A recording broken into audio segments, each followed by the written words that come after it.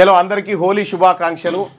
మా పాఠకులకు, ప్రకటనకర్తలకు, ఏజెంట్లకు, శ్రేయోభిలాషులకు, రంగుల పండుగ జాగ్రత్తగా చూస్తున్నటువంటి ప్రేక్షకులకు మీ అందరికి కూడా హోలీ శుభాకాంక్షలు. తర్వాత ఇంకోటి ఏంటంటే ఏంది పొయ్యి అట్లా దుంకుతారు, మడుగులలో దుంకుతారు, చాలా జాగ్రత్త. మడుగులల్లా ఈ బురద కుంటలలో ఇసిరేసుకున్నాడు ఈ బజాలే. అప్పుడు వెనకట పూసుకున్నా కూడా పెండ గిండ పూసుకున్నా కూడా మంచిగానే ఉండేది. ఆ పెండ నయమే, మంచిది అది హెల్త్కి. పెండ పూసుకుంటే కూడా అప్పుడు ఏం సాన్పి చల్లుకుండేగా, ఈ రంగులు ఎక్కడి పాడైనాయి. సాన్పులు చల్లుకునుడు, మోదుగు పూలతోటి కాసుకొచ్చి పోసుకునుడు, మన ఎడ్ల బండి ఆయిల్, మళ్ళా పొయ్యిల బూడిది, గ్రీసు, ఇవే అప్పట్లో. ఇప్పుడు ఎక్కడి, ఇప్పుడు రకరకాల రంగులు. ఒక ఇట్లా రంగు అంటితే పోతాడు. ఓసారి నెల రోజులు ఉండేది ఎర్రగా ఇట్లా వస్తుంటే భయపడేది మనం చూసి. అట్లుంటుండే రంగులు. ఇప్పుడు రంగులు ఏం పాడైంది. జాగ్రత్తగా ఆడుర్రి. అనవసరంగా చెరువులలో దిగి ప్రాణాలు పడగొట్టుకొని జాగ్రత్తగా ఉండండి. మళ్ళీ బిల్డింగ్ల పైన ఆడేటప్పుడు కూడా జాగ్రత్తగా ఉండండి. ఇక ఇస్రో ఆన్ డాకింగ్ సక్సెస్ అయింది. ఇస్రో చేపట్టిన స్పేస్ డాకింగ్ ఎక్స్పెరిమెంట్ సక్సెస్ అయింది. SpeedX1, SpeedX2, SpeedX1, శాటిలైట్లని ఇస్రో సైంటిస్టులు గురువారం విజయవంతంగా అన్డాకింగ్, మొన్ననేమో డాకింగ్ చేసిరు, ఇప్పుడు అన్డాకింగ్ చేసిండ్రు. ఇండియన్ స్పేస్ సెక్టార్లో ఇదొక చారిత్రాత్మక విజయమని ఇస్రో పేర్కొన్నది. ఇక తెలంగాణను బీఆర్ఎస్ తుప్పు పట్టించింది. వాళ్ళు పట్టించిరనేగా మనకు వచ్చింది. మన సంగతి చెప్పు. దులుపుతావనే కదా. అది వదిలించే పనిలో ఉన్నాం. రేవంత్ రెడ్డి ప్రధానిని 6 గ్యారంటీలు అడుగుతలేం. ప్రధానమంత్రి కాదు ఇచ్చింది 6 గ్యారంటీలు. మీరు కేంద్రం ప్రకటించిన రీజనల్ రింగ్ రోడ్డు, మెట్రో ప్రాజెక్టునే అడుగుతున్నాం. వీటి కోసం ఎప్పుడైనా మోడీని కిషన్ రెడ్డి కోరారా? గవర్నర్ ప్రసంగానికి కాదు, సభలో చర్చకు కేసీఆర్ రావాలి.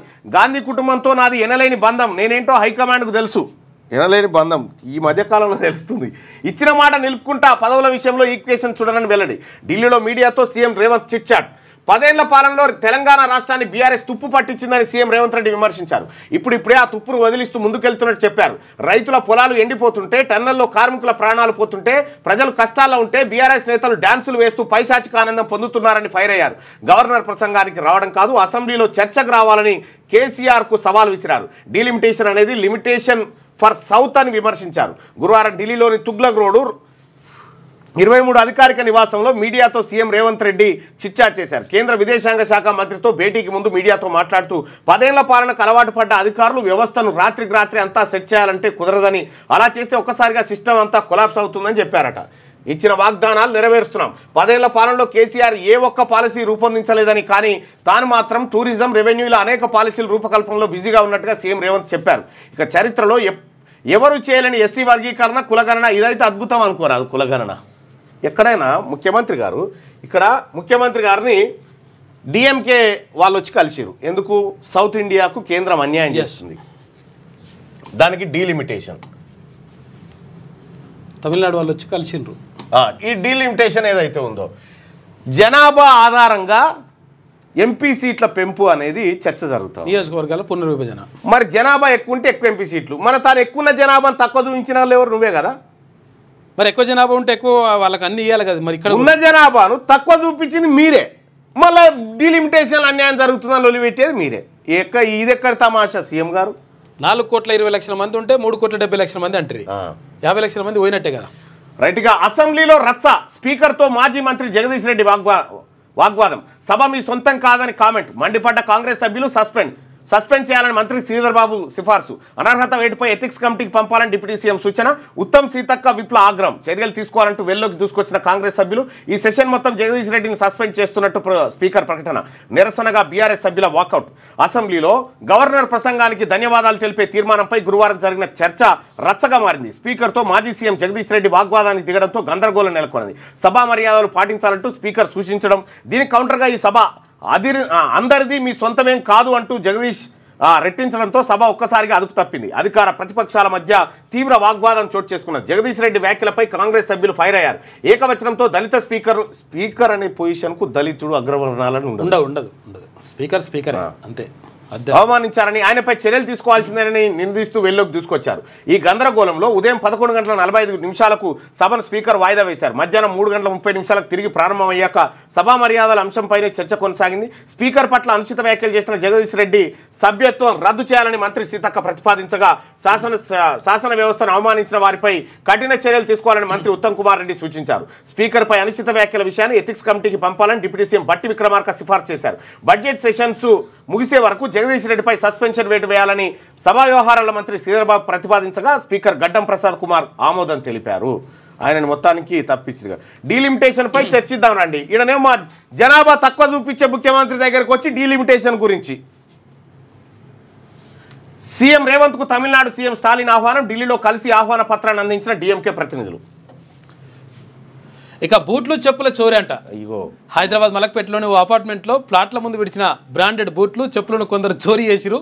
అన్ని కలిపి ఓ ఆటోలో తీసుకెళ్లారు. చోరీకి గురైనటువంటి వాటిలో ఆర్ఎస్ఐ డిపార్ట్మెంట్ బూట్లు కూడా ఉన్నాయట. పోలీసు వాళ్ళ డిపార్ట్మెంట్ బూట్లు కూడా దొంగతనం చేసి దొంగోనికి చెప్పే లాభం అంటారు. అది జరుగుతుంది.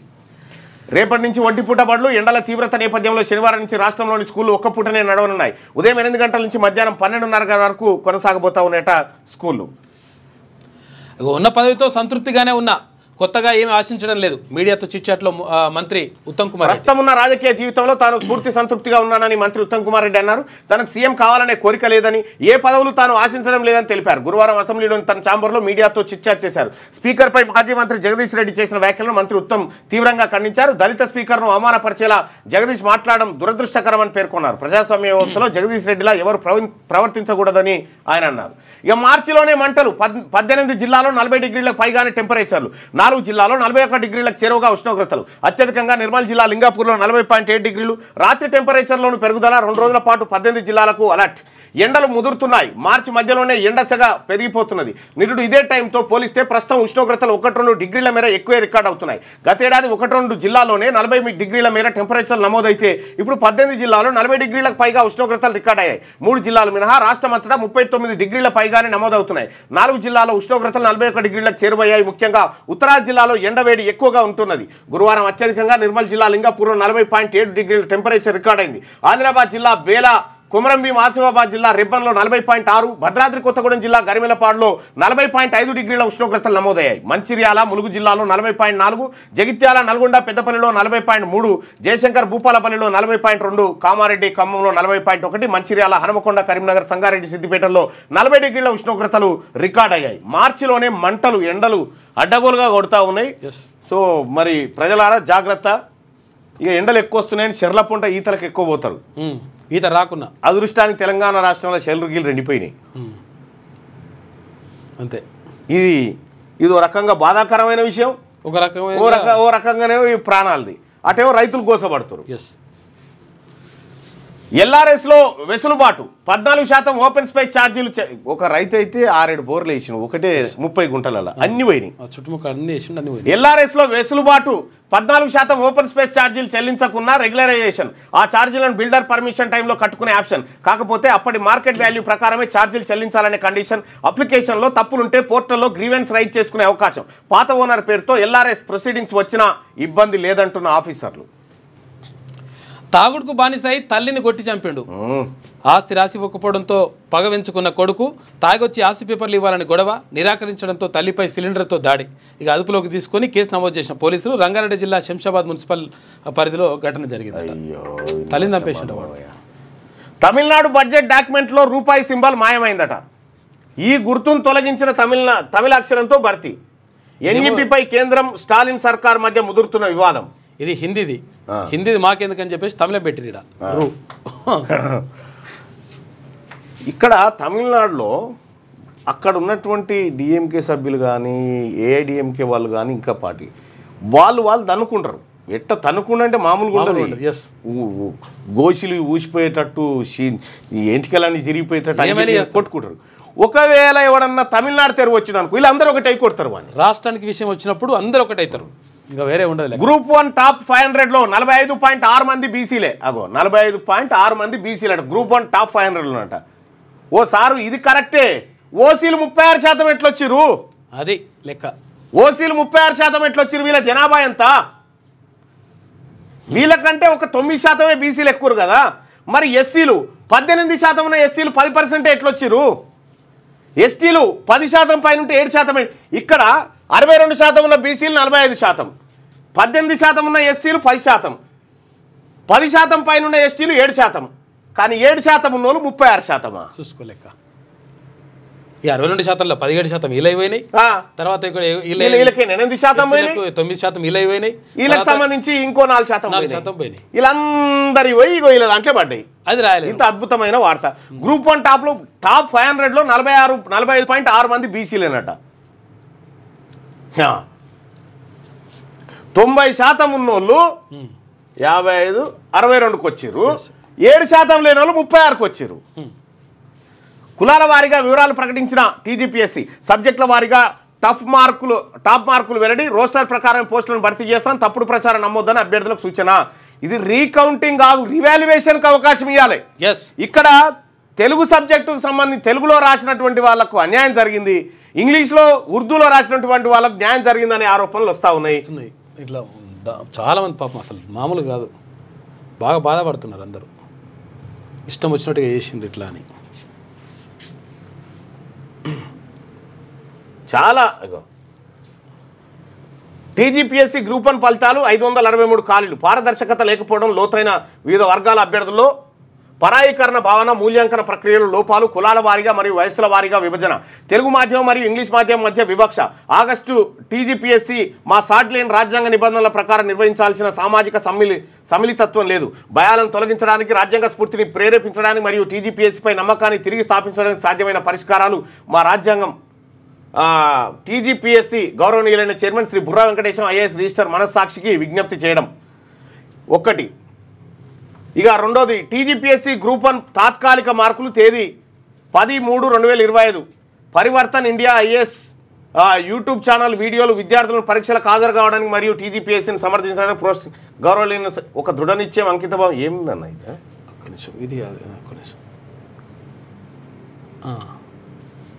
ఇది నన్ను నేను ఎలా నిరూపించుకోవాలి? నా గోస ఎవరికి చెప్పుకోవాలి? గ్రూప్ 1 పరీక్ష ప్రాణం పెట్టి రాసిన నా ప్రాణం నిలబడలే. నిట్ట నిలువ నా ప్రాణం తీస్తీవి కదరా దేవుడా. ఎవరికి చెప్పాలి నా గోడు? ఎవరితో మాట్లాడితే పోతుంది నా బాధ? నాకు నేను చెప్పుకున్న నా ప్రాణం లేదు కదా అనిపిస్తుంది. 2017 నుంచి ఎలాగైనా గ్రూప్ 1 ఆఫీసర్ కావాలని నడుం బిగించి ప్రిపరేషన్ ప్రారంభించి తిని. నేపథ్యం 1990, 1980, 90లో పుట్టినప్పుడు ఊర్లో పాఠశాలలే లేవాయి. నేను బల్లెకు పోవాలంటే మండలం పోవాలి. అక్కడ ఒక్కటే గవర్నమెంట్ బడి, అది తెలుగు మీడియం. అందులోనే నేను చదవాలి. ఎందుకంటే మా అయ్య జీతం ఉండే, మా అవ్వ కూలికి పోయే. నన్ను ఈ స్కూల్కి తోలుడే ఎక్కువ. వాళ్ళు గొడ్డు కష్టం చేస్తే తప్ప పూట గడవదు. ఎన్ని అడ్డంకులు ఎదురైనా నన్ను నేను నిరూపించుకోవడానికి ప్రాణం పెట్టి దాదాపు 7 సంవత్సరాలు పోరాడుతూనే ఉన్నా. నేను గ్రూప్ 1 ప్రిపరేషన్లో పడిపోయా. ఎదుర్కొన్న సమస్యలు, ఎందుకంటే నన్ను నేను నిరూపించుకోవడానికి నాకు దొరికిన గొప్ప అవకాశం. నా ఫ్యామిలీని కూడా మర్చిపోయా, భార్య పిల్లలు సహా. పిల్లలతో మాట్లాడక చాలా రోజులైంది. నేను స్టడీ హాల్ నుంచి వచ్చేసరికి వాళ్ళు పడుకుంటుండే. వేకోజామున లేచి వెళ్ళిపోయేసరికి వాళ్ళు లేకపోతుండే. నన్ను చూడాలి అంటే ఆదివారం రావాలి. రిలేటివ్స్ ఫంక్షన్లకు పోలేకపోయాను. కారణం వీడు చెప్పినా రాడు అని చెప్పడమే మర్చిపోయారు. పండుగలు కూడా మర్చిపోయాను. ఫ్రెండ్స్ అయితే వీడి లొల్లి వీడిది అని వెలివేశారు. జాబ్ చేయలేక లీవ్స్ ఇవ్వమంటే పై ఆఫీసర్తో పేచి. ఈయన గంక చదువుతుండు అని ఎవరన్నా అన్నా నేను మరవలే. ఆత్మీయులు, స్నేహితులు, బంధువులు అందరినీ వదిలేశా, వాళ్ళు నన్ను వదిలేశారు. తెలంగాణ ఉద్యమంలో నేను సబ్బండ వర్గాల తెలంగాణలో ప్రతి విద్యార్థి పోరాట వీరుడే ప్రతి గడపకు చేరేలా చేశాను. అసలు ఉద్యమం కోసమే ఉస్మానియాలో సీటు కొట్టి పోరాటం మొదలెట్టిన. ప్రతి కార్యక్రమంలో పాల్గొన్న. ఉదాహరణకు నిరారణ దీక్షలు చేసిన. 7 రోజులు చేస్తే పేగులు పచ్చివారిని. ఇది నాది మాత్రమే కాదు, తెలంగాణ నిరుద్యోగులందరిది. పోరాడిన తెలంగాణ తెచ్చుకున్నాం. నీళ్లు, నిధులు, నియామకాలు. ఇందులో మాకు ముఖ్యమైనది నియామకాలు. నోటిఫికేషన్లు వస్తాయనుకుంటే జోనల్లో లేట్ అయినా వస్తాయిలే అనుకుంటుంటే 2022 వచ్చింది. నా కళ్ళ ముందుకి నీవు రానే వచ్చావు. టీవీల ముందు కూర్చుండి నేను ఇస్తున్నా అంటే ఒక మంచి రోజు మొదలైంది అనుకొని కళ్ళు పెద్దగా కడుపు చిన్నగా చేసుకొని ఇంకా పోరాటంలో ఒడుపు పెంచినాం. 1 పోయి 2 పోయి 3దన్నా ముడిపడుతుందని పానం పెట్టి పోరాడిన.